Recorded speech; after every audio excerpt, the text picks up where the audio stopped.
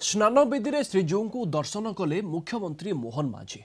श्रीजीऊ को शस्त्रिक दर्शन करिसेंती। स्नानवेदी में चतुर्धा मूर्ति को गजानन बेशर दर्शन पर माँ लक्ष्मी विमला और अन्य पार्श्व देवादेवी मंदिर दर्शन कर मुख्यमंत्री श्रीसेतु निकट में पहुंचा पर श्रीमार्ग दे श्रीमंदिर आसीथिले। पश्चिम द्वार निकट में मुख्य शासन सचिव प्रदीप जेना, श्रीमंदिर मुख्य प्रशासक पूर्वतन विधायक जयंत षडंगी प्रमुख स्वागत करथिले।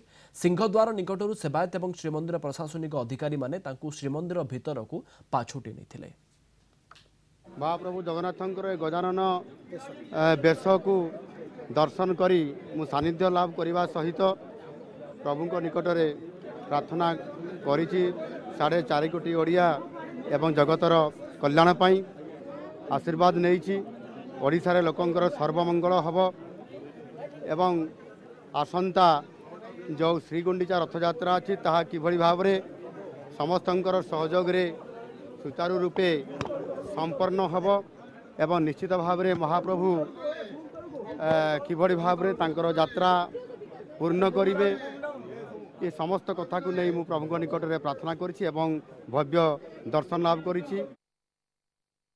आज जो बड़ी भाव रे समस्ते भक्त माने आसीचंती विभिन्न केवल ओडिशा नुह विभिन्न अंचल देशर विभिन्न कोणरू आसीचंती। आज अत्यंत सुरुखुरु रे प्रभुंकर हाथीवेश दर्शन करिचंती। आमे भी समस्ते से सौभाग्य प्राप्त होइचे।